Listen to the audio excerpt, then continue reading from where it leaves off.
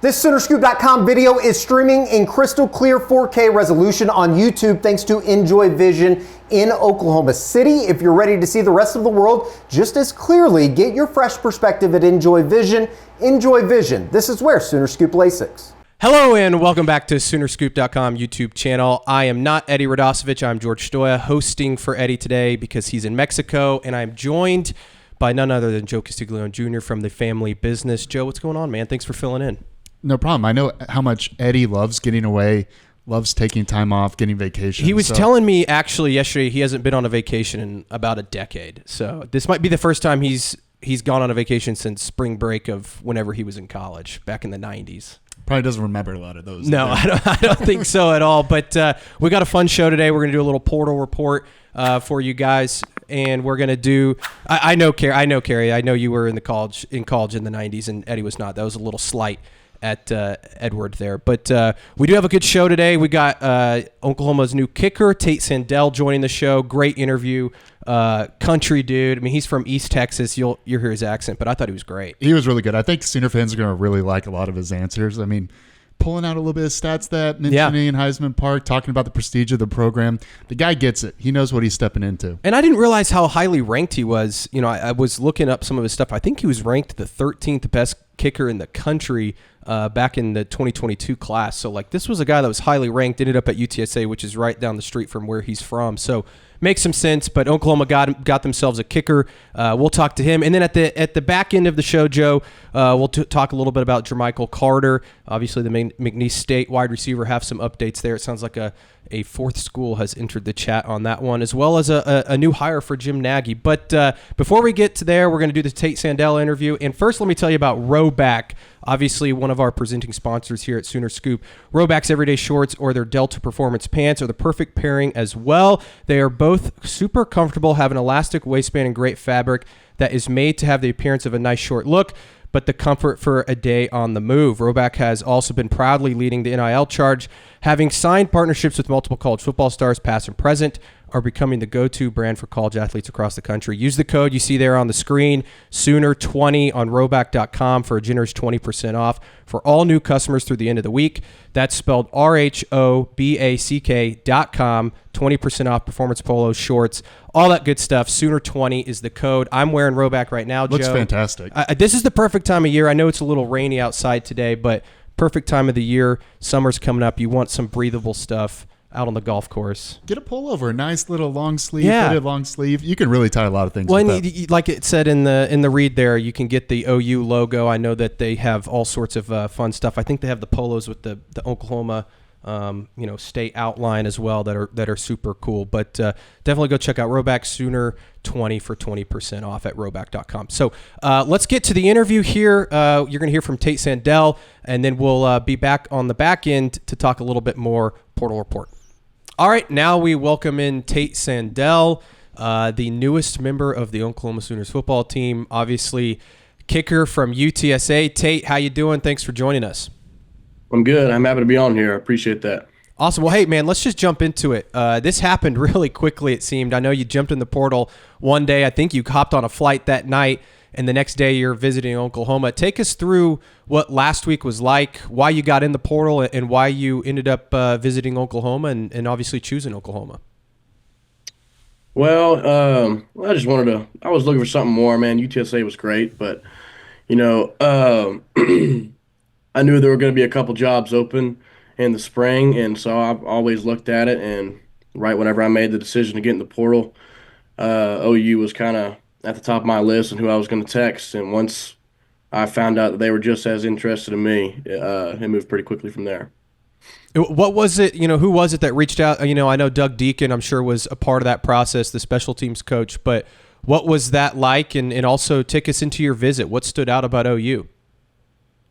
I mean, what stood out about it is, it's probably one of the most winningest programs in the past 50 years. I think it is, actually. And, you walk on campus, and it's kind of like that nostalgic, like dang, like this is some good stuff here. You got Heisman Row. Everything about that program screams winning, and that's something I want to be a part of. Really exciting. So that visit, you come in that night, next day, did they take you to the ranch? We got to know, did they take you out to dinner anywhere good in the Norman scene? Yeah, we went to Benvenutis. Is that how Benvenutis. you? Yeah, Benvenutis. right. Fantastic That place- Italian establishment. Oh yeah. Did you get to interact with any of the players? What was your kind of your first impressions of Doug Deacon, Brent Venables, and the rest of the coaching staff on that visit? Man, they're just good people. They're good humans. That's kind of what me and my family look for. I mean, it's just like what feels like home to me, and that's exactly what I felt. And everything they were saying was matching up with everything I was hearing from other people. And tell me, Tate, what was the vision for you at Oklahoma? I know they're looking for a place kicker, but I'm sure they want you to do kickoffs. Last year, I think you had 62 touchbacks, which was a school record at UTSA. What was the vision that they pitched to you here at OU? Man, I mean, all I can ask for in every place you'd ever go to is just a chance to compete, and that's just that's the mindset of every single football player. All we need is a chance to compete, and that's all I ever asked for from OU, and I think they're going to provide that for me. When it comes from a kicking mindset, you're coming from UTSA, obviously playing in the Alamo Dome, coming to Oklahoma, where you're going to be playing in turf. I mean, playing with actual grass most of the year. Is that kind of change your approach for kicking at all? I know turf is a little bit more. I actually prefer natural grass. I mean, it's like it's just much better. It's hard to explain, but it's much better. Oh, and how about kicking in a dome versus the Oklahoma wind gets a little crazy out here. I know you're probably familiar. You're from East Texas, so I know you've kicked outside before. But like kicking in a dome versus kicking in a stadium, what's that like? I mean, yeah, kicking a dome is nice, but our practice field isn't covered, so we kicked outdoors every single day. And I mean, believe it or not, it gets pretty windy in San Antonio. So, I mean, I'm no stranger to it. It'll be just fine. And tell us too about. I'm sure part of this, playing on a bigger stage. How much did that play into this wanting to kick in the SEC? There's obviously a lot of good kickers that come through this conference, end up playing in the NFL. How big of a factor was that too? I mean, that's why you pick up a football. You want to play in the biggest stage in front of the most people, and you know, that's just everybody's dream. Like that's big boy football, and I've always wanted to play big boy football. Tell us a little bit more about your journey through football. When did you start playing football? Did you have a soccer background? Kind of take us through that journey, what ended up leading you to this point. So I started like kicking like competitively probably my freshman year of high school. I played soccer all my life, played baseball, basketball. I mean, I tried to just play everything I could. But yeah, my dad was the head coach at my high school for soccer, so playing soccer was really my go-to until in high school. I was like, well, I might be able to do something with this. So I mean, I was always kicking for the middle school team. Then once I got into high school, I kicked for the high school team, and then I kind of started going to some camps and kind of gauging, I guess you call like what my value was, so would know how to approach college recruiting, like being realistic and whatnot. And so once I kind of figured out what my worth was, I kind of went to some college camps, just tried to get my name out there, just like everybody else. Tate, when did you know that you could be a Division I kicker, though? Because it's one thing to, kick on your high school football team and play soccer and all of that. It's another thing to go and play at a good program like UTSA, now Oklahoma. When did you know, hey, I can do this at the next level? I'd probably say I think I went to my first they call it ranking camps my junior year, and I think I scored like top 9 in the country on kickoffs, and my field goals were still a little raw, but I knew in my head what my potential was. I was a little bit of a late bloomer, so I was just trying to just squeeze as much juice out of that as I can, and just get better, get stronger, and just continue to try to raise my ceiling. Last year, you actually wanted to touch on that again. Is you actually start off as the kickoff duty, and then you took over place kicking. Is that just kind of your development, and do you kind of see that ascending forward of just continuing to perfect that craft of place kicking? Yeah, I mean, I'd always, I mean, it's just you just gotta take it one day at a time. Why would I worry about a kick I haven't kicked yet? Just take it one day at a time, one kick at a time, and just just try to get a little bit better each day. I was listening to an interview you did last year, and you had a quote that was something like, kicking is 90% mental and 10% physical. Can you take me through that mindset as a kicker of like overcoming some of those hurdles? You're going to miss some kicks here and there. You didn't miss a lot last year, but take me through that mindset as a kicker of 90% mental, 10% physical.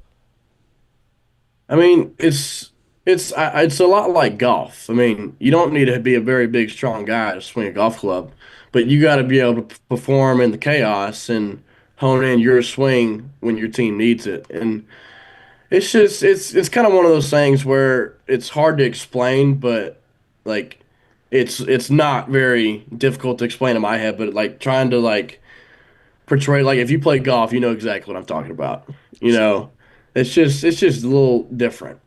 So it's But safe to say you play a little golf here and there. We'll get you out on the do. Norman, Oklahoma City courses. Yeah. We'll shoot yeah. you some recommendations. What do you shoot? I'm a low 80s guy. Oh, wow. I haven't gotten That's the pretty good. 70s yet, but I'm a low 80s. That's great. Well, what else? Is there anything else that OU fans should know about you outside of football? We obviously know that kicking is going to be what you're known for around here, but what else do you like to do maybe in your free time? Man, I love to fish. I love to hunt. You know, I'm a simpleton. You know, I'm very easily entertained. I think Oklahoma's a good match for that. Yeah. That's safe to say you're going to find some of that here. What's the next step? So when do you get on campus? What are you looking for in this next month to really get ready for when you do step on campus for the summer? I'm just going through my routines right now. I'm working out every day, kicking all the time, and I'm getting my living situation figured out. And I'm sure I'll be up there in the next 2 weeks, next 2 or 3 weeks. Tate, last question for you here, and thanks so much for joining us. We really appreciate it. What are you maybe most looking forward to competing at OU? I mentioned playing in the SEC, obviously some huge games next year. I don't know if there's a game you're most looking forward to or just kicking at OU. Like, what are you maybe most looking forward to about being a Sooner? I mean, just looking at the history, I mean, there's a real shot that we can compete for a national championship, and to possibly be a part of that, man. I mean, it's what more can you ask for? I mean, this is big boy ball on the biggest stage, and I'm ready to take a shot. Did that stuff come up when you were on your visit? I mean, OU's played in a lot of close games the last couple of years, and especially in the SEC. I mean, kicking and every point matters. Did that come up too, talking to Brent Venables and this coaching staff about how important you will be to this team? Yeah, and then they also kind of like, man, like, you know, you've kicked a million balls. You know, we're not going to sit here and hype it all up. I mean, your job is to put them through, and you've done that a million times. I mean, it's just not put any like false hype on it. You know, I'm just here to do my 111th and just put them through for my teammates. Awesome, Tate. Well, thanks you so much for joining us. I'm sure we'll see you here in a couple weeks. And yeah, thanks so much, man. Thanks, Tate. All right, I'll see y'all. What a great interview. That was awesome. From a kicker, Joe, like we said, country guy, totally gets it. You love to hear the stuff about the national championship, but the hobbies, golfing, hunting, that's a little bit different for OU's kicker. Oklahoma fans are going to eat up a lot of those quotes. I Yep. think kind of his mindset of just kind of owning the moment and just understanding that he doesn't have to do anything special. And that's kind of what Oklahoma fans have been asking from the kicking position. Just go out and just execute the kick. You have one job, right? You got one job, and nobody's expecting you to hit 5 for 5, 50 plus. And so if you just go in, execute from 45, 50 in, it sounds like that guy knows it. And he was really good last year from 50 in. I mean, 17 of 18 and 49 yards or less. And 2 of 5 from 50 plus. I mean, that's about what you want from your college kicker. So I think it's a really good signing. Hearing from him too, I think is really cool to kind of hear his story of being a soccer player and all of that. So I think he's a good get for OU. No, he is. And I think fans are going to appreciate, too, that he knows kind of the history and the prestige of Oklahoma. Yeah. And that's kind of good, too, because he's not going to let the moment be too big for him. So when he steps in Saturday at Owen Field against Illinois I want to hear him, State, too. You asked him about it, but the difference between grass and turf, and he was saying, I prefer grass, but it's hard to explain. Kind of saying, like, you two idiots wouldn't understand this. But I want to know, what's the difference? I was like, you could talk down to me and tell me, because I don't know how it would be, because turf is consistent, but it must be something with the grip and the torque and the physics of kicking. And I do think, though, like, he downplayed it, but kicking in a dome is definitely different than kicking in like a 20-mile-per-hour wind at Oklahoma Memorial Stadium. I know that from NCAA. You don't got to mess with the kicks at all. And so from the video. Well, hopefully, we're talking about Tate Sandell, kicking some game winners next year for OU. Let's go to the playoff. Yeah, exactly. He said national championship. We'll see. Other portal stuff, Joe, that we wanted to get to. Jer'Michael Carter, obviously that's the big name right now, the McNeese State wide receiver. Before we get into kind of where his recruitment is, do you have any thoughts on him? I know that you've been paying attention to the portal But any thoughts on OU trying to add a 6'4", 192-pound wide receiver to that room? Well, you say that measurements, and that's what kind of jumps off. And Yeah. a guy with some production, people are going to look at McNeese State, but I think if anything about the transfer portal, you can't get caught up with the school that he's coming from. And so with a guy with that speed, those measurables, especially with the wide receiver room looking where it is with a couple injury situations, I think it'd be a good pickup. And then also, this is not always a telltale sign, but you look at the other programs that are after him. I know he didn't take a visit to Tennessee, but Tennessee, Baylor, Vanderbilt, I mean, these are good programs. They're not fighting some group of fives. Right, and I did want to mention the latest update on him right now is Arkansas has kind of entered the mix for him. They contacted him, I believe, yesterday. Sounds like he might take a visit there this week. The expectation is that he's going to make a decision by the end of the week. His agent told me Friday most likely is when we might hear an announcement. Maybe it comes earlier. I think Oklahoma feels like they're in a good spot, Joe. I think that they put together a very attractive offer. I know the visit went extremely well to the point that he almost shut down the rest of his recruitment. We'll see. He went to Vanderbilt over the weekend. He canceled his trip to Tennessee. I think Tennessee's still trying to get him on campus. I don't think it's going to happen. Arkansas, maybe they can get him on campus, but we'll just have to see. But I agree. If they can add Jer'Michael Carter, and we'll see if he's the last guy in this portal class, but I think he would be a really nice add to that receiver room that all of a sudden, if you add him, you're talking about 7 new guys in that room. You added 4 wide receivers in the portal over the winter. You would add him, that'd be 5, and then obviously the 2 true freshmen, Elijah Thomas and Manny Choice. So it's going to be a totally different looking wide receiver room next year. Which may be concerning, but then you got to take into account, too, that they're going in with a new quarterback and a new system. So, yeah, they might be a couple months behind from everybody else, but everybody else is trying to get the cadence and how Mateer throws and stuff. So, yeah, not really too worried about it, especially if they can come in summer, have a good 7-on-7, because they have 7-on-7 2-3 times a week, 2 times a week, and then they'll have throwing sessions. So I'm not too worried about a wide receiver slide into that. Yeah, I'm not either. I think that get more bodies in there, especially after last year and the injury situation Oklahoma had. You might as well add as many guys as you can, and it's clear they're trying to add some big-bodied guys. So I like the target there. In terms of other spots, I know they missed on Lance Mason, the Missouri State tight end.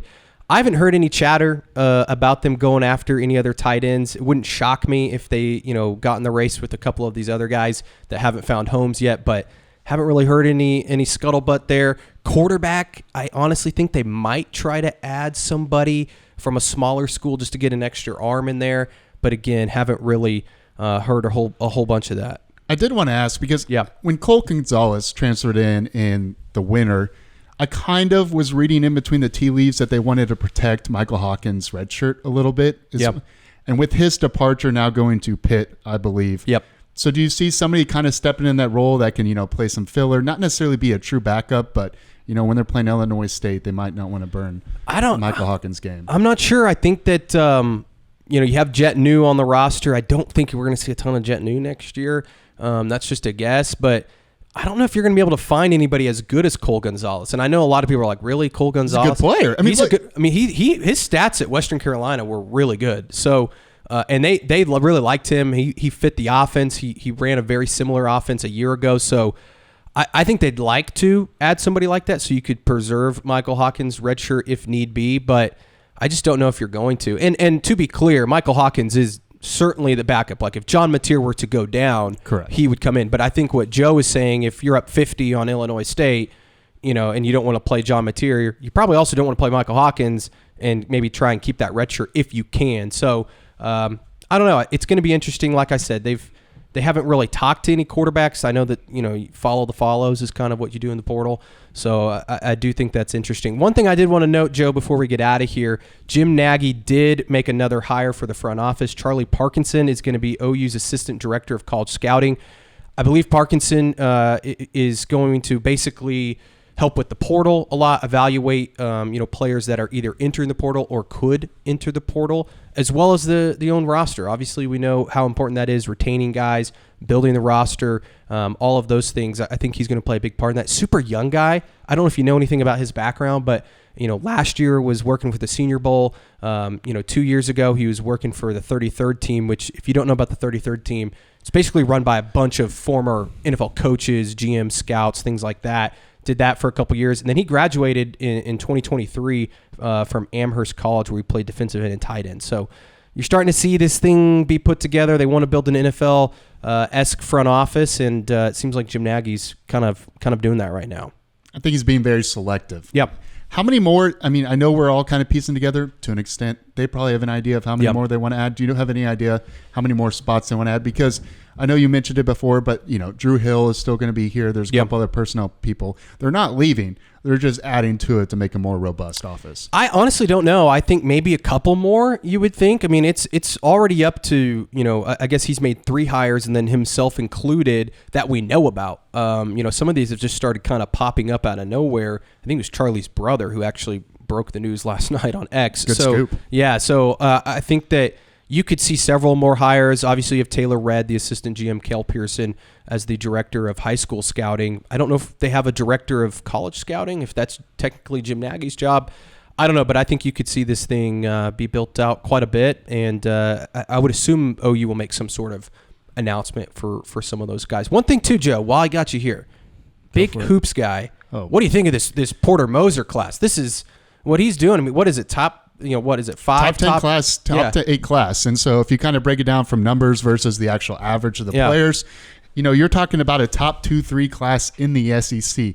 And when you look at across the SEC and you see the number that these other schools are spending, I know Kentucky's number has been rumored to be $20 million. It's not $20 million, not to burst anybody's bubble, but it's not $20 million. It's probably 15, 16, 17, which is outrageous. But when you're considering what these other schools are spending, it's extremely impressive. And getting a guy like Darian Reed, who's a McDonald's All-American. He played at Alabama, played in the SEC. He went through an injury bug a little bit. I actually just watched his highlights earlier today. Kind of a slasher guy. He can shoot from 3 a little bit. He's got to improve on his catch and shoot. But I don't think you could draw up a better plan for what Porter Moser has done. Yeah. Who's going to be the starting 5? It's really interesting because before the addition of Reed, I thought it was going to be Xavier Brown, Nigel Pack, Jadon, or Jeff Nwankwo. Eddie always says Josh Nwankwo. I don't know why. But Jeff Nwankwo. Get it right, Eddie. And then Tay Davis and then Mo Wagi. Yeah. But with the addition of Darian Reed, I don't think a guy of Darian Reed's caliber, a guy who's going to command a good amount of money in the portal, had a lot of other suitors, Ole Miss, NC State, Virginia came in. I don't think he's coming to sit the bench. They don't make promises. So I'm going to go with, they're going to go Xavier Brown the 1, Nigel Pack of the 2, which I think is really intriguing. People forget this guy was a regional MVP for the NCAA tournament. So he's a career 40% shooter. 3, I think you're going to go Darian Reed, Tay Davis, and then Mo Wagi. That's a pretty dang good 5. Pretty dang good. And think about the guys coming off the bench. That's the part that gets me excited. But anyways, there's your 2-minute hoops report here on the Portal Report. But Joe, thanks for joining me. We wish Eddie the best of luck in Mexico. Hopefully he doesn't pass out, but we all know he will. He'll be back next week. But okay, thanks, Carrie. In my ear telling me it's McNeese, not McNeese State. I think I said whatever. that too. Yeah, whatever. It's all the same. It doesn't matter. Anyways, like, share, subscribe, and we will see you guys next time on Soonerscoop.com's YouTube channel.